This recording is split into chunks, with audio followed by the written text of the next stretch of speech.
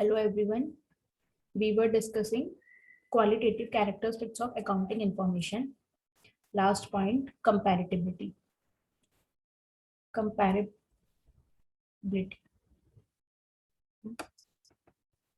कंपैरेबिलिटी क्या है कि इसमें हम कंपेयर करते हैं अपनी फाइनेंशियल इंफॉर्मेशन को। इसमें दो पॉइंट थे, इंट्रा फर्म और इंटर फर्म।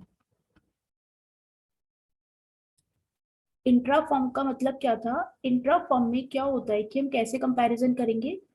अगर सेम ऑर्गेनाइजेशन की 2-3 साल की बैलेंस शीट्स को अगर हमें कंपेयर करना है, सेम ऑर्गेनाइजेशन की बैलेंस शीट मतलब फाइनेंशियल इंफॉर्मेशन को अगर हमें कंपेयर करना है तो हम किसकी हेल्प से करेंगे? Intra firm. जब हम सेम ऑर्गेनाइजेशन की डिफरेंट डिफरेंट ईयर्स की फाइनेंशियल इंफॉर्मेशन को कंपेयर करते हैं तो वो कहाँ पे कवर होता है? इंट्रा फर्म में। अब नेक्स्ट पॉइंट आता है इंटर फर्म क्या होता है। इंटर फर्म में क्या होता है कि अकाउंटिंग इंफॉर्मेशन हम कंपेयर करते हैं, अकाउंटिंग इंफॉर्मेशन हम कंपेयर करते हैं विद डिफरेंट और अदर एंटरप्राइजेस। किसी दूसरी एंटरप्राइज के साथ हमें अपनी अकाउंटिंग इंफॉर्मेशन को कंपेयर करना होता है, तो वो क्या होता है? Inter firm comparison. सपोज करो एक एक है ऑर्गेनाइजेशन XYZ और एक है ABC, तो हम दोनों की फाइनेंशियल इंफॉर्मेशन को कंपेयर कर रहे हैं, तो it's called inter firm comparison.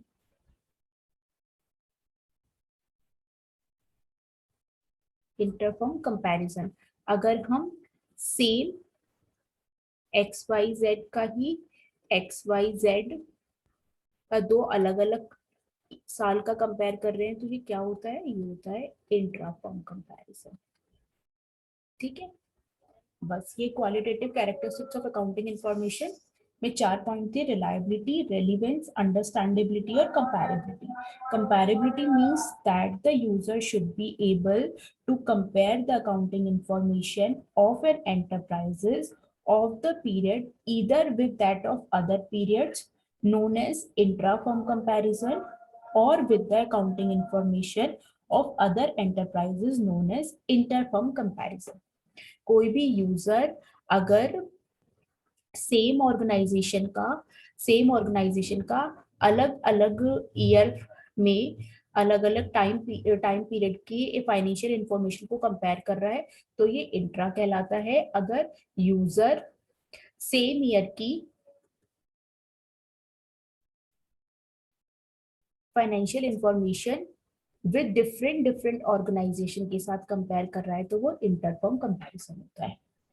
ठीक है, यहाँ पे खत्म होता है। अब आता है system of accounting.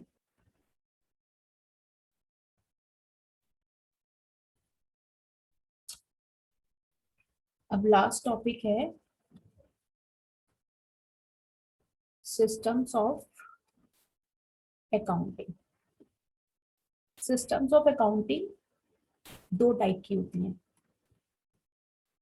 Double entry system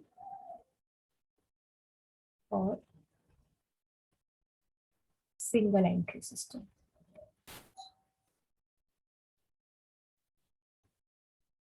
ठीक है, डबल एंट्री सिस्टम और सिंगल एंट्री सिस्टम।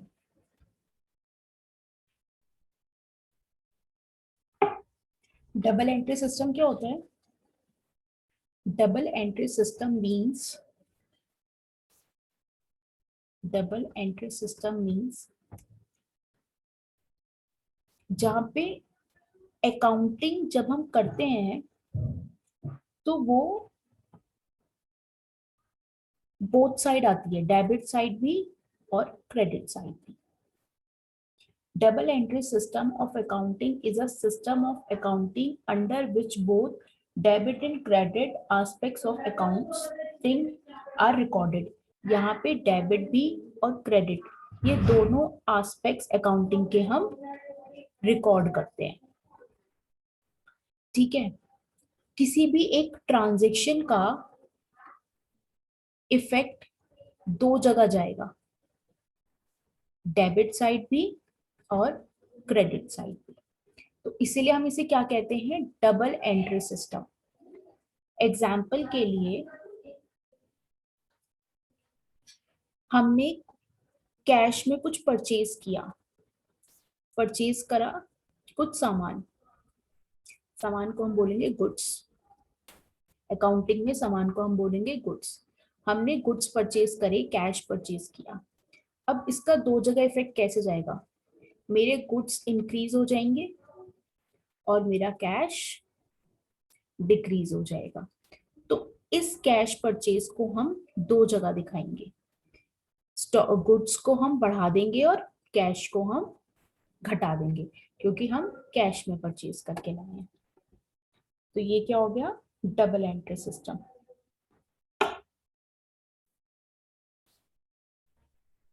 एक बार पढ़ लेते हैं. Double entry system of accounting is a system of accounting under which both debit and credit aspects of accounting are recorded. A transaction has two aspects, debit and credit, and at the time of recording a transaction it is recorded once on the debit side and again on the credit side. हमने क्या करा, पहले यहाँ पे debit side में goods को increase कर दिया और क्रेडिट साइड में कैश को डिक्रीज कर दिया. तो दो जगह इफेक्ट चला गया. For example, at the time of cash purchase, goods are received and in return cash is paid. सामान हमको मिल गया और कैश हमने पे कर दिया. तो इस ट्रांजेक्शन का इफेक्ट किस जगह गया, दो जगह गया, डेबिट साइड भी और क्रेडिट साइड भी. कोई भी चीज डेबिट या क्रेडिट कब आएगी वो हम धीरे धीरे आगे सीखेंगे.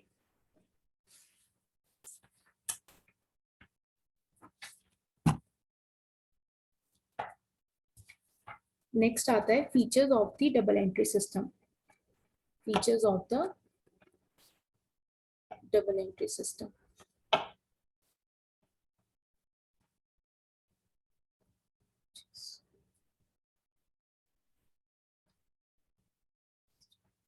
क्या क्या फीचर्स हैं. डबल एंट्री सिस्टम क्या करता है, कंप्लीट रिकॉर्ड करता है, complete record of each transaction.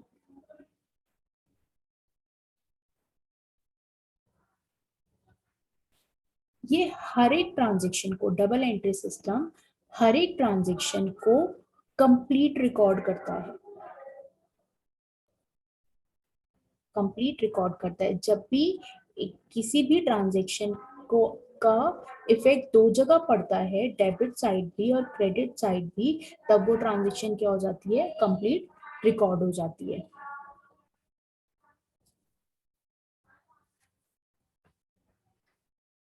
इसमें हर एक ये हमेशा होगा, कोई सिंगल ट्रांजेक्शन भी होगी तो उसका इफेक्ट दो जगह जाएगा. वो हम धीरे धीरे आगे सीखेंगे कि कैसे करना है.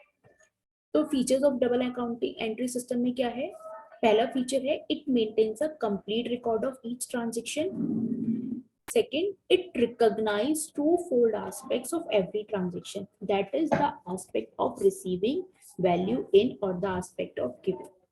हम क्या, कोई भी एस्पेक्ट क्या होगा, गिवन होगी, वैल्यू इन होगी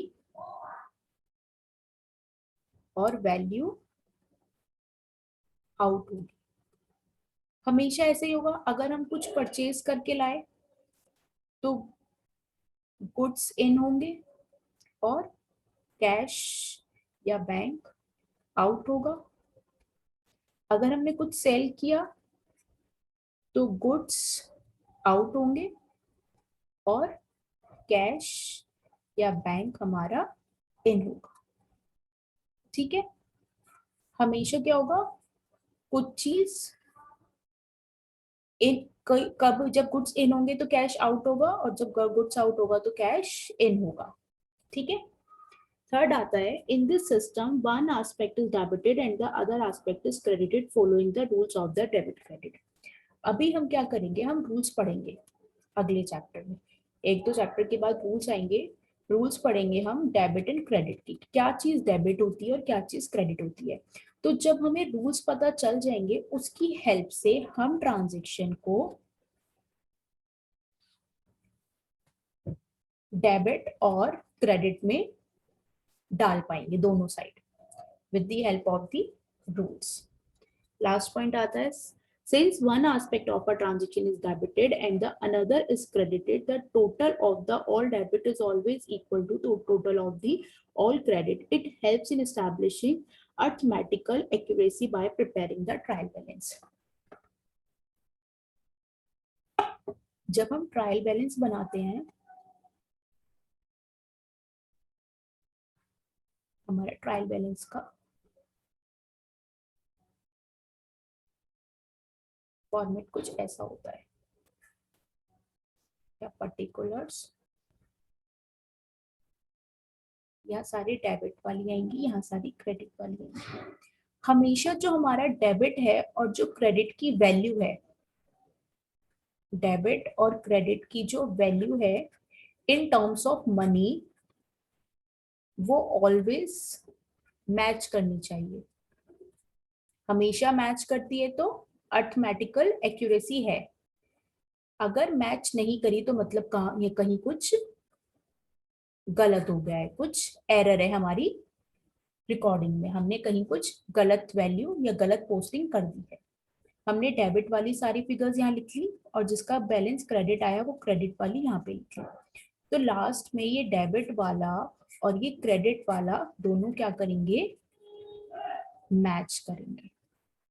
जब ये मैच कर जाएंगे तो हमें एक ये पता चल जाएगा कि अर्थमेटिकल एक्यूरेसी तो है ही, मतलब हमने कहीं वैल्यू डालने में कोई गड़बड़ नहीं करी है। 10,000, 5,000, 2,000 और 1,000, सेम चीज कितना हो गया, 10 और 5 15, 2 17 और 1 18, यहाँ 18,000 आ गया। सेम चीज यहाँ पर भी, यहाँ 10,000 की कोई फिगर है, 5 की है, 2 की है और 1,000 की है, तो यहाँ पे भी कितना आ गया, 18,000। इट मीन्स दैट हमारी अर्थमेटिकल एक्यूरेसी बिल्कुल सही है, हमारे वैल्यू, एटलीस्ट वैल्यू में तो कोई गड़बड़ नहीं हुई है, उनके टोटल में या उनकी वैल्यू में तो कोई गड़बड़ हमने नहीं करी है।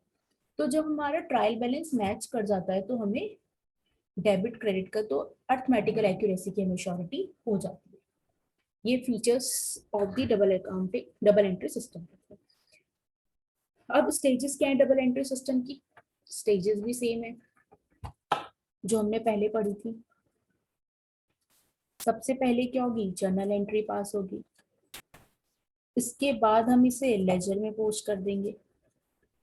लेजर में पोस्ट करने के बाद, जब हम लेजर में पोस्ट कर देते हैं तब हमारा डेबिट या क्रेडिट बैलेंसिंग फिगर निकल के आती है यहाँ पे, तब हम इसे ट्रायल बैलेंस में डालते हैं। जब हम इसे ट्रायल बैलेंस में डालेंगे तो जो डेबिट है वो डेबिट साइड लिख देंगे, और जो क्रेडिट है वो क्रेडिट साइड लिख देंगे, दोनों मैच हो जाएगा। उसके बाद हम बनाते हैं financial statement, that is trading and profit and loss account and balance sheet.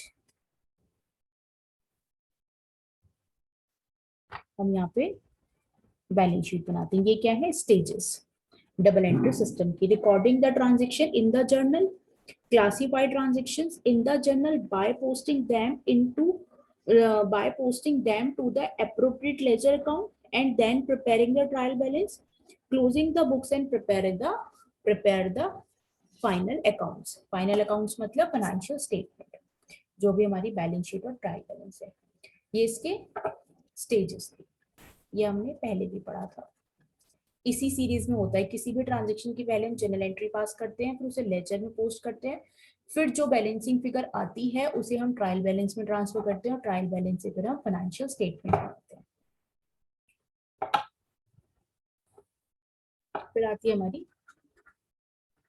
Advantages of the double entry system. क्या एडवांटेजेस है? Scientific system, double entry system एक साइंटिफिक सिस्टम है, साइंटिफिक सिस्टम है।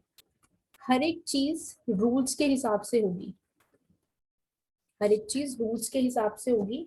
जो भी रूल्स हैं उसी रूल्स को फॉलो करते हुए हम डेबिट और क्रेडिट की फिगर्स, डेबिट और क्रेडिट देखेंगे और उन्हें लेजर में पोस्ट करेंगे फिर ट्रायल बैलेंस में।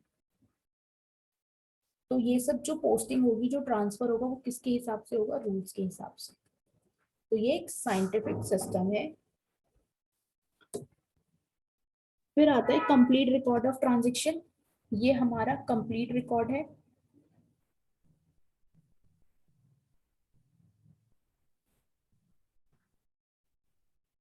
हम यहाँ पे कोई भी ट्रांजेक्शन को कंप्लीट रिकॉर्ड करते हैं, मतलब उसका डेबिट साइड और क्रेडिट साइड दोनों जगह इफेक्ट जाएगा। ठीक है। थर्ड आता है arithmetical accuracy of accounting is ensured. जब हमारा डेबिट साइड और क्रेडिट साइड दोनों मैच कर जाएंगे तो हमें क्या आएगा? हमें क्या पता चलेगा कि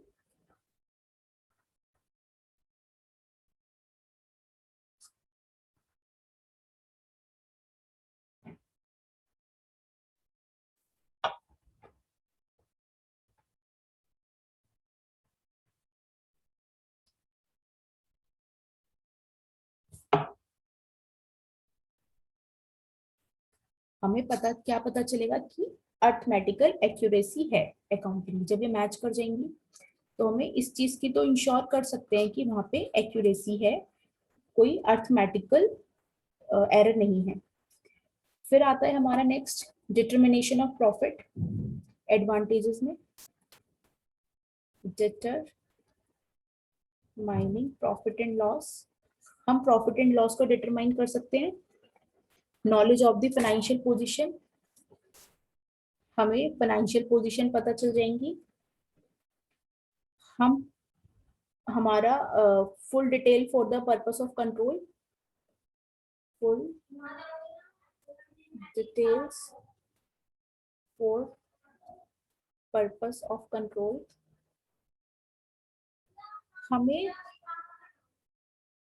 हमें हर एक डिपार्टमेंट का, हमें हर एक डिपार्टमेंट का पूरा एक्सप्लेनेशन मिल जाएगा कि सेल्स डिपार्टमेंट में कितना क्या है, पैकिंग डिपार्टमेंट में कितनी चीजें पैक हुई हैं, पूरा रिकॉर्ड हमें मिल जाएगा।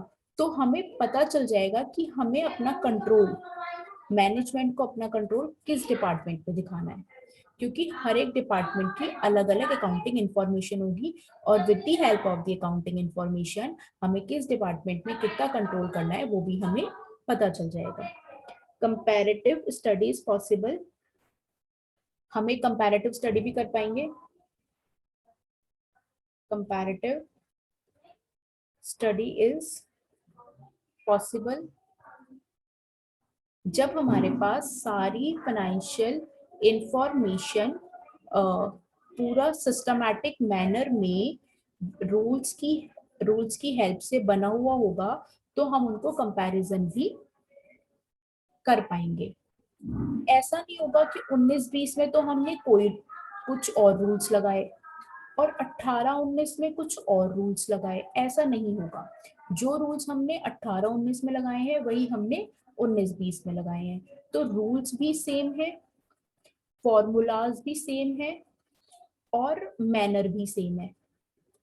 तो मैं ये सब सेम है तो हमारा कंपैरिजन भी सेम ही होगा, कोई चीजें ऊपर नीचे नहीं होंगी।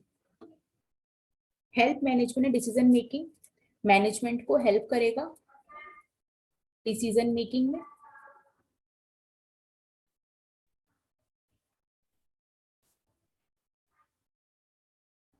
लास्ट पॉइंट आता है detection of fraud and miss appropriation, हमें फ्रॉड का भी पता चल जाएगा। ठीक है। तो ये हमारे डबल एंट्री सिस्टम के फीचर्स, स्टेजेस और एडवांटेजेस हमने पढ़े। अब है सेकंड आता है इनकम्प्लीट रिकॉर्ड्स। हमने पढ़ा था ना सिस्टम्स ऑफ अकाउंटिंग दो टाइप की हैं, डबल एंट्री सिस्टम और single entry system. Double entry system हमारा खत्म हो गया। लास्ट टॉपिक है अकाउंटिंग फॉर इनकम्प्लीट रिकॉर्ड्स और सिंगल एंट्री सिस्टम। एक बार बुक से पढ़ते हैं। Account from incomplete records or single entry system of recording transaction in the books of account may be defined as an incomplete double entry system. Account from incomplete record or single entry system of a recording transaction in the account may be defined as an incomplete double entry system. हमने क्या पढ़ा था? हमने पढ़ा था कि double entry system क्या है? कंप्लीट रिकॉर्ड है। तो सिंगल एंट्री सिस्टम क्या हो गया? सिंगल एंट्री सिस्टम क्या हो गया? Incomplete record.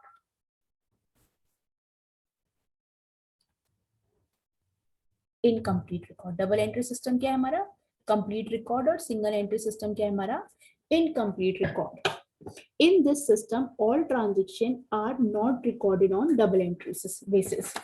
इस सिस्टम में, इस वाले सिस्टम में कोई भी ट्रांजेक्शन या कुछ ट्रांजेक्शन को डबल एंट्री सिस्टम नहीं होती है। डबल एंट्री बेसिस पर हम उसे रिकॉर्ड नहीं करते हैं। हम सिंगल एंट्री सिस्टम में कोई भी ट्रांजेक्शन को डबल एंट्री बेसिस पर रिकॉर्ड नहीं करते हैं। In some transaction, both aspect of transactions are recorded, while in other, either one aspect is recorded or not recorded at all. इसमें क्या होता है? कुछ ट्रांजेक्शन तो डबल एंट्री सिस्टम हो गई, कुछ ट्रांजेक्शन में केवल सिंगल साइड इफेक्ट डाला, और कुछ ट्रांजेक्शन में रिकॉर्ड ही नहीं करा, कुछ ट्रांजेक्शन्स को हमने रिकॉर्ड ही नहीं करा। तो अब ये सारी की सारी ट्रांजेक्शन हम क्या कह सकते हैं? ये कंप्लीट रिकॉर्ड है। क्या हम कह सकते हैं ये कंप्लीट रिकॉर्ड है? नहीं। क्यों? क्योंकि इसमें कुछ ट्रांजेक्शन तो डबल एंट्री सिस्टम हुई, कुछ ट्रांजेक्शन सिंगल साइड आई, और कुछ को रिकॉर्ड ही नहीं करा। तो इसलिए हम इसे क्या कहते हैं? Incomplete record. Instead of maintaining all the accounts, only personal account and cash book are maintained under this system. इसमें क्या होता है? डबल एंट्री सिस्टम में तो हम सबके अकाउंट, ऑल अकाउंट्स प्रिपेयर करते हैं, लेकिन सिंगल एंट्री सिस्टम में हम केवल पर्सनल और प्लस कैश बुक, पर्सनल और कैश बुक ही मेंटेन करते हैं। इसमें क्या होता है? केवल पर्सनल और कैश बुक ही मेंटेन किया जाता है। The accounts maintained under this system are incomplete और अनसिस्टमैटिक। ना तो ये कंप्लीट होते हैं और ये क्या होते हैं? ना ही सिस्टमैटिक होते हैं। ना तो ये कंप्लीट होते हैं और ना ही ये सिस्टमैटिक होते हैं। जबकि हमारा डबल एंट्री सिस्टम कंप्लीट भी होता है और सिस्टमैटिक भी होता है। तो कंप्लीट और सिस्टमैटिक ना होने की वजह से तो ये रिलायबल भी नहीं होता है। It is this single entry system is not reliable. Since all transactions are not recorded under this system on the double entry basis, it is not possible to prepare trial balance. क्योंकि इसमें double entry system में सारी transactions नहीं होती हैं, तो इसलिए इसमें ट्रायल बैलेंस हम नहीं बना सकते। और जब तक ट्रायल बैलेंस नहीं बनेगा तो हम P&L भी नहीं बना पाएंगे और बैलेंस शीट भी नहीं बना पाएंगे। ये छोटा सा सिंगल एंट्री सिस्टम है। सिंगल एंट्री सिस्टम क्या होता है? सिंगल एंट्री सिस्टम जिसमें कंप्लीट रिकॉर्ड्स नहीं होते हैं, इनकम्प्लीट रिकॉर्ड्स होते हैं। इसमें केवल पर्सनल और कैश बुक बनती हैं। पर्सनल कैश बुक बनती है, और ये भी पूरा कंप्लीट और सिस्टमेटिक नहीं होता, इसलिए रिलायबल नहीं होता। सारी ट्रांजेक्शन डबल एंट्री सिस्टम नहीं होती, इसलिए हम ट्रायल बैलेंस नहीं बना सकते। ट्रायल बैलेंस नहीं बनेगा तो P&L और बैलेंस शीट भी नहीं बन पाएगी। इसके अपोजिट डबल एंट्री सिस्टम में हम कंप्लीट रिकॉर्ड करते हैं, सिस्टमैटिक करते हैं, ऑल ट्रांजेक्शन्स को रिकॉर्ड करते हैं, ट्रायल बैलेंस बनाते हैं, P&L बनाते हैं और बैलेंस शीट बनाते हैं, इसलिए ये रिलायबल होती हैं। और सिंगल एंट्री सिस्टम में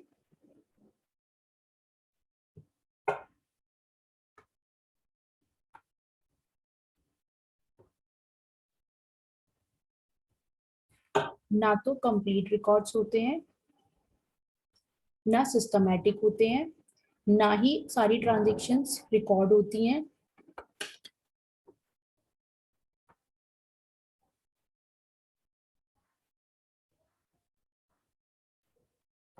ना ही सारी ट्रांजैक्शन रिकॉर्ड होती हैं, ना ही ट्रायल बैलेंस बनता है, ना ही P&L, ना ही बैलेंस शीट, इसलिए ये रिलायबल भी नहीं होती। That's it. चैप्टर फर्स्ट खत्म होता है। आपको इस चैप्टर में कोई भी डाउट है तो प्लीज मुझे कमेंट सेक्शन में बताएं, कमेंट करके मुझे बताएं। आई होप आप सबको ये चैप्टर समझ आया होगा।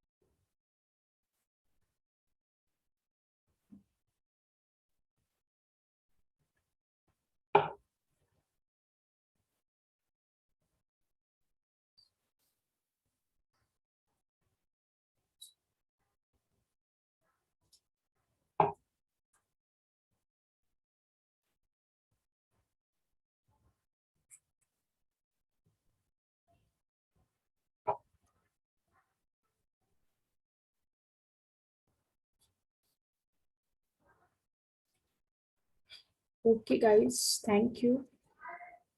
आप ये पूरा चैप्टर रीड करेंगे अपनी बुक से तो आपको समझ आ जाएगा। अगर कोई भी चीज़ नहीं समझ आती है तो आप प्लीज़ मुझे कमेंट करके बता दें। Thank you.